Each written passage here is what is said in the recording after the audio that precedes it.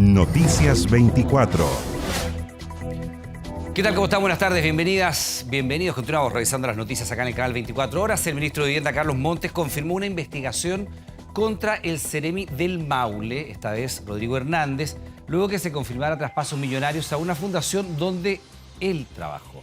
El presidente Boric respaldó al Ceremi del Maule y la delegada presidencial del Biobío y pidió terminar con el festival de renuncias que está pidiendo la oposición. Mientras tanto, y esto es un dato relevante, la Contraloría General de la República ordenó suspender nuevas transacciones a fundaciones, la toma de conocimiento que hace, por supuesto, la Contraloría de estos contratos. Queremos hablar de este tema y nos acompaña el diputado de la UDI, Juan Antonio Coloma, a quien saludamos. ¿Cómo está, diputado? Buenas tardes y bienvenido. Muchas gracias por la invitación. Bueno, esto parece solamente crecer y crecer. ¿Qué le parece primero la decisión de la Contraloría de paralizar la toma de razón de estos contratos, de estas transferencias? Porque aquí van a paralizar la toma de razón de todas las fundaciones, las nuevas, las antiguas, las que trabajan y sobre las que hay dudas.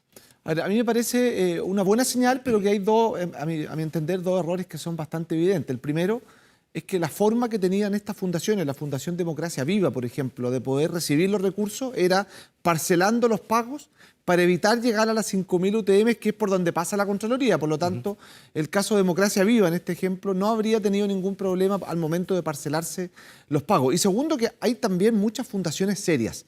Y ahí me gustaría pedirle a la Contraloría que tiene que hacer las revisiones lo más exhaustiva posible, pero no parar también a las que hacen la pega. Ahora, yo creo que el principal problema está en un espacio medio gris, que es el espacio no de las que reciben 5.000 UTM para arriba que van a toma razón, sino que las que van parcelando, partiendo el pago en meses, en trimestres, para saltarse la Contraloría. Ahí es donde nosotros hemos visto mayor tipo de irregularidad. ¿Y en la región del Maule, concretamente? ¿Qué cosa, perdón? En la región del Maule, concretamente. En la región del Maule, te veíamos recién que el ministro iniciaba una investigación, el ministro Montes. Oye, llega harto tarde el ministro, porque llega 2 días después que la Fiscalía. Entonces uno dice, y el presidente Boric pide terminar, le pide a la oposición... De petición de renuncia. Claro, y lo que nosotros estamos diciéndole simplemente es que aquí hay personas que estuvieron involucradas, el Ceremi del Maule es una. Hay denuncia no solamente en los ríos, en los lagos, en Maule, en Biobío, en Atacama. Nosotros también estamos recibiendo denuncias respecto a una situación compleja en Atacama, donde se habría parcelado los pagos, se le habría dado recursos a una fundación que tenía por giros tener un hospital veterinario y estar repartiendo agua potable aparentemente en los campamentos de la región de Atacama. Entonces uno dice, ojo, y todas esas se saltaron la Contraloría por el límite. Entonces yo creo que ahí el Contralor quizá debiese mejorar un poco la puntería y ir a buscar a esas que se están haciendo la trampa de la división. Ahí es donde hay que poner... Ahora, diputado, del punto de vista de las responsabilidades políticas, ¿esto hasta dónde puede escalar? Porque ya le ha costado la salida a un Ceremi, a una subsecretaria. En principio, hay muchos que están apuntando en contra del ministro Montes. Usted dice, llega tarde el ministro Montes. El diputado Sauerman no descartaba una acusación constitucional. ¿Cuál es la posición de la UDI frente a esto? A ver, decir que aquí un Ceremi asumir la responsabilidad política es no darse cuenta que el Ceremi estaba directamente involucrado en los hechos. Él firmó el contrato. Bueno, le dieron la renuncia de inmediato y fue la primera cabeza que rodó. La subsecretaria era quien debía supervisar esto. Si aquí la pregunta no es simplemente qué cabezas van a rodar. No es eso. Es qué está haciendo el gobierno. El tono de la discusión pareciera que sí. Bueno, por eso yo estoy diciendo, ¿qué está haciendo el gobierno? Primero, para transparentar esta situación. Quienes hemos recibido denuncias sobre estos hechos, sabemos lo que cuesta poder recabar la información. Está toda parcelada y eso que estamos dedicados solamente al MIMBU. Hay que empezar a ver todos los ministerios que pueden tener convenios con quizás qué fundación o organismo similar. Eso es un tema. Y por lo tanto aquí necesitamos transparencia. Necesitamos que el presidente sea más claro en fijar un rumbo. Él dice hace 3 días atrás, él dice que instruye a todos los ministerios a poder revisar qué pasó en los últimos 2 años, ¿no es cierto?, de que asumió él con las fundaciones. Bueno, ¿por qué no transparenta esa información? Bueno, porque la están recabando. Sí, de hecho, entiendo que se está recabando esa información. Y a medida que se va recabando, la pregunta es ¿por qué no la ponen a disposición del público? Ya, ahora, ¿qué opinión tiene usted a propósito de la participación que le cabe al ministro Montes en este entramado? Porque, como le insisto, el diputado Sauerman no descartaba una acusación constitucional. Mire, yo no soy particularmente amigo de las acusaciones constitucionales. Quiero partir de esa base. Yo creo que, y de hecho, yo voté en contra, por ejemplo, en la acusación constitucional contra Isquia Siches, que todo mi sector, o prácticamente todo lo votó a favor. Porque yo creo que no todas las cosas se resuelven a través de acusaciones constitucionales. Aquí yo creo que hay un tema que es más profundo, o que es distinto al menos, que es decir, ¿dónde va a estar el foco del gobierno para enfrentar esto? Porque uno escucha declaraciones, uno dice, hay una investigación en el MIMBU. Claro, pues si la Fiscalía ya lleva 2 días investigando. Me imagino que si la Contraloría empieza a investigar Atacama, Biobío y Los Lagos, o entre otras, el MIMBU va a tener que hacer lo mismo. Si la pregunta es ¿dónde está la proactividad? Perdón, ¿y qué pasa si la Contraloría decide no investigar solamente los últimos 2 años y fuera más atrás dijera, revisemos los periodos anteriores? Bienvenida a la investigación. Todos los gobiernos han hecho transferencias directas a fundaciones, todos, sin excepción. Bienvenida a la investigación, el periodo que haya que investigar. Aquí no hay que perderse. Si lo que pasa es que siempre, no siempre, desde el año 2019 particularmente, se entregaban recursos a las fundaciones. Lo que ocurre es que entre el año 2021 y el año 2023 se han triplicado la cantidad de fundaciones que reciben recursos.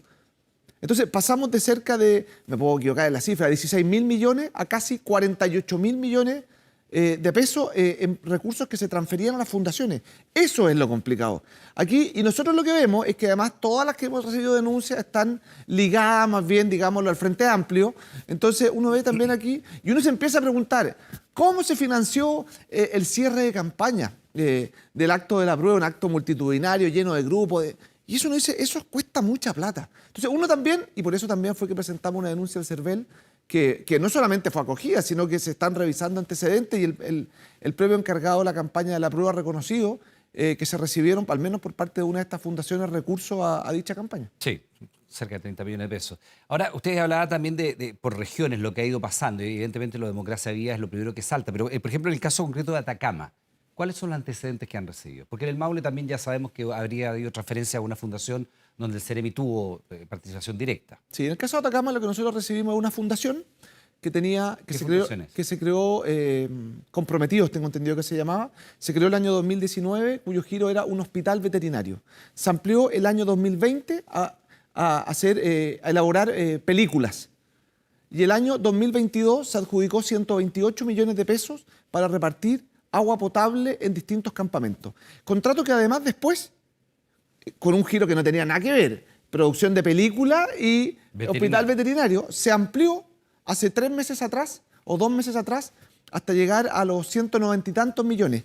Y hace 2 meses se empezó a regularizar el giro y empezaron a decir y agregaron asesorías sociales. Entonces, lo que uno ve aquí es por qué se asigna esta cantidad de millones de pesos, 128, a un organismo que tenía por finalidad tener un hospital veterinario, que lo tenía y que quizás hasta lo hacía bien.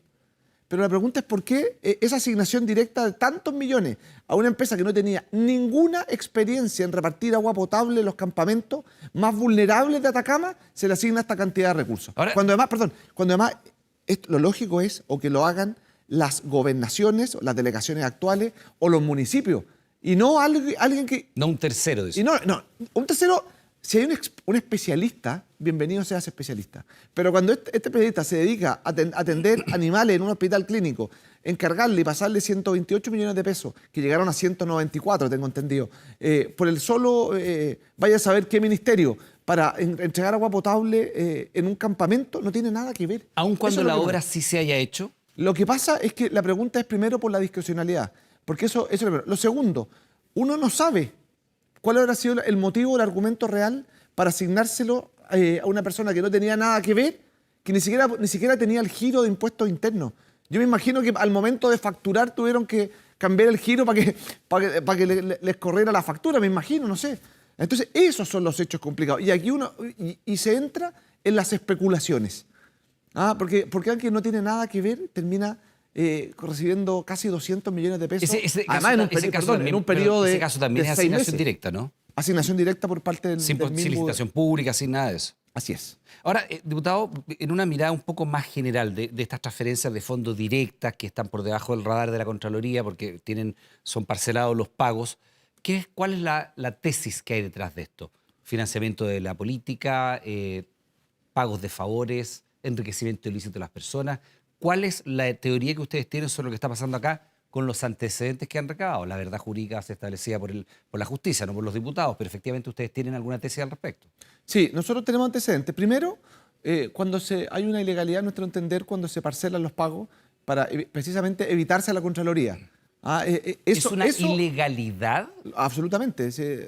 Todo contrato, cuando en Chile Compra se parcelan los pagos para poder hacer adjudicaciones directas y no licitar, eso es una ilegalidad.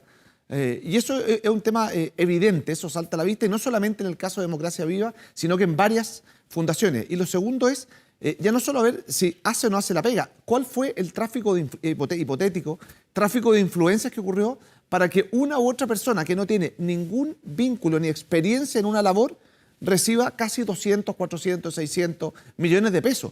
Tráfico de influencia. Segundo, uno no sabe hasta dónde puede haber o no malversación de fondos públicos. Nosotros nos querellamos en el caso de Democracia Viva porque creemos que hay malversación de fondos públicos, hay tráfico de influencia, a lo menos. ¿Esas plata irían a campañas políticas, irían a enriquecimiento ilícito de las personas, irían a las obras que estaban realizando? ¿A dónde va esa plata? No, la verdad es que la finalidad última de los recursos... Porque lo que ha hecho el ministerio, lo que ha hecho el ministerio es que ni siquiera se ha ejecutado toda la obra y que se va a pedir la restitución de los dineros precisamente por aquello. Pero ese es otro punto. El presidente Boric dijo que va a pedir la restitución de todos aquellos dineros que no fueron efectivamente ejecutados. Aquí la lógica tiene que ser distinta.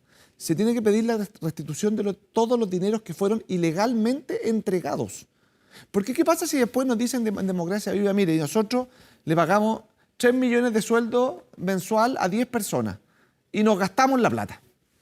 ¿Está ejecutado, entre comillas, el gasto? Claro, se pagaron los sueldos. ¿Es legal la forma en la que se transfirieron los recursos? No. Y ahí es donde nosotros tenemos una diferencia bien de fondo con la postura que fijó el presidente. Nosotros creemos que acá tiene que haber una restitución de todos los dineros que fueron ilegalmente entregados. No basta con decir que no han sido ejecutados, porque la ejecución se puede haber ido toda la plata en sueldos. ¿Sueldos para quiénes? En el caso de Democracia Viva, para pura persona de un mismo partido, de una red, incluso personas que habrían tenido un doble vínculo entre la fundación y el MIMBU. Esa situación es lo que nos parece más compleja. Ahora, frente a eso, ¿qué le parece a usted la posición que fija el presidente cuando pide parar con este festival de solicitudes de renuncia? Yo me gustaría decirle al presidente que ojalá pudieran transparentar la información, porque parte de lo que ocurre hoy día es que la gente ve con indignación lo que ocurrió con un grupo de personas que venía a cambiar la política con la nueva moral y dice, y no sabe hasta dónde llega esto. Entonces, ¿cómo es posible? El presidente hace 4 días atrás, o el mismo ministro Montes, para no decir el presidente, él confirmaba que la subsecretaria seguía en su cargo. 2 días después no pasaba nada. Bueno, porque el presidente ha tenido antecedentes nuevos. El presidente hoy día dice confiar en el Ceremi del Maule y está siendo investigado por la justicia. Entonces yo creo que aquí también el presidente tiene que entender que tiene que poner un poquito de paño frío, transparentar una situación que es gravísima y que no le pida a la oposición que no queramos saber hasta dónde pueden haber llegado los tentáculos de esta forma de operar por parte de algunas fundaciones. ¿Cuánto pesa en el tono de la crítica y en esta embestida de la oposición el hecho de que sea el partido del ministro Giorgio Jackson, que sabemos cosechó malas relaciones con el Congreso? ¿Cuánto pesa eso en la realidad política, más allá de la gravedad de los casos que tienen que ser establecidos por la Fiscalía, los contratos están siendo revisados por la Contraloría, que son las instituciones que están encargadas de esto? Desde el punto de vista político. Ahí está esta entrevista por Twitch que hace el ministro Giorgio Jackson, que ha sido recordada una y otra vez sobre los distintos estándares que tienen, no solo en función del gobierno anterior, de Piñera, sino que de las generaciones que los antecedieron. Y se sabe que el ministro no había cultivado una buena relación en el Congreso cuando estaba precisamente como puentes de la moneda con el Congreso. ¿Cuánto pesa eso en el fondo de la crítica política? A ver, yo creo no que, en los hechos mismos. Sí, yo creo que el ministro Jackson, cuando era diputado, él forjó su partido, que es el eje del Frente Amplio, en base a un discurso de una moral distinta. Y cuando se cae o queda demostrado, mejor dicho, que esta moral distinta no era real, efectivamente hay una sensación, no por parte necesariamente del mundo político, por parte de la ciudadanía, que esto fue un cuento que les vendieron. Entonces, eso genera. Y dos, Revolución Democrática es partido fundante y eje de la coalición del presidente de la República. Y eso evidentemente no deja a nadie impertérrito, o sea, genera una sensación de gravedad. Y además, y esto es una opinión personal, yo creo que a esta altura, y hace un rato ya, el ministro Jackson le viene costando muy caro al presidente Boric. Arrastra una mochila de lo que fue el discurso cargado a la soberbia. ¿Por qué le viene costando caro al presidente Boric? Porque el ministro Jackson, cuando fue ministro de las Express, fue un ministro, primero, que tuvo un desempeño más que discreto. Fue atacado al final y sacado por su propia coalición, ¿no es cierto?, por el Partido Socialista, por la Democracia Cristiana Independiente de nosotros. Y segundo, porque yo creo que con este escándalo de Revolución Democrática, lo que termina por ocurrir es que la base moral sobre la que se sustentó el Frente Amplio fue precisamente el discurso de Giorgio Jackson respecto que quedó graficado, ¿no es cierto?, en el discurso de los 30 años y la moral distinta. Pero eso fue lo que él predicó y practicó los 8 años que fue ¿Y no parlamentario. hay algo de pasada de cuenta en esto? No. Porque evidentemente los casos son graves, son muy graves y están siendo investigados. Pero se ha personalizado bastante en eso y el recordar ese supuesto distinto estándar también da la impresión de que es la oportunidad política para cobrársela. Porque el ministro no tiene una buena llegada, especialmente con la oposición. Y usted dice, le está costando caro al presidente mantener. Y tampoco con el oficialismo. Basta con ver la reacción del senador Fidel Espinosa, lo duro que ha sido no solamente con este caso. ¿Y por qué se personaliza tanto en el ministro Giorgio Jackson? Porque él fue quien instaló, y digo él, mucho más que el presidente Boric, por ejemplo. Él cuando crearon el Frente Amplio, él instaló esta lógica de que era una generación que venía con una moral distinta y que basó su creación en un ataque a todos quienes estaban en política antes que ellos. Antes de esta famosa frase, siempre se hablaba de que lo que estaba haciendo aquí el Frente Amplio era crear Chile desde cero. Esto es una frase que se decía hace 2 o 3 años atrás. Y el autor de esas teorías era Giorgio Jackson. Entonces yo siento que Giorgio Jackson le está saliendo muy caro al presidente, primero, porque lo pone en franco choque, no solamente con la oposición, sino que con parte importante de su propia coalición de gobierno. En este caso, el Partido Socialista son probablemente quienes lo atacan más duro, sino porque además él hoy día pretende desentenderse de la situación de su partido, cuando él mismo tenía videos hace poco tiempo atrás apoyando a esta misma fundación que hoy día está siendo investigada por la justicia. Antes de ir a la figura de la ex vicepresidenta de la Cámara, Catalina Pérez, si la moción de avanzar en una acusación contra el ministro Montes avanza, ¿cuál va a ser la postura de la UDI? Ustedes como bancada, ¿lo han conversado, lo han discutido, se ha analizado? A ver, lo que pasa es que nosotros estamos esta semana distrital. Por lo tanto, no nos hemos podido... Pero los WhatsApp funcionan. Sí, funciona, pero no nos hemos podido... No es lo mismo el WhatsApp que la conversación. Pero yo dificulto que no hayan hablado del tema. Hemos hablado del tema, y harto. Ya. Hemos hablado del tema y harto. Yo en lo personal, porque no hemos tomado postura de bancada, yo no soy partidario de estar avanzando todos los días en acusaciones constitucionales. Creo que es una herramienta que es potente, pero que es una herramienta que ha perdido en el ser de última ratio, que se dice, medio ciútico el término, pero dejarla como para el final. Como la más radical de todas, puede terminar con el ministro fuera del ministerio, inhabilitado por 5 años para ejercer cargos públicos. Así es. Yo siento que aquí al ministro todavía le queda tiempo, ya no mucho, para poder transparentar, para poder dejar esta lógica de pedirle a la oposición que no haga su pega, que está el presidente Boric, sino que simplemente decir, mire, aquí están los antecedentes sobre la mesa. Y veamos... ¿Y en cambio de eso, la función de la comisión investigadora en la Cámara? Hay que hacerlo, se va a anunciar. Lo que pasa es que desde que se presente el lunes, tiene 15 días o 10 días para conformarse. Pero eso también es llegar un poco tarde. Porque es tardísimo. Porque la investigación ya está siendo realizada por el Ministerio Público, por la Contraloría, por el propio Ministerio. Es como llegar tarde también. Es tarde, y por eso, para no llegar tarde, es que desde la bancada de la UDI nosotros nos querellamos por este caso. Para no llegar tarde, porque muchas veces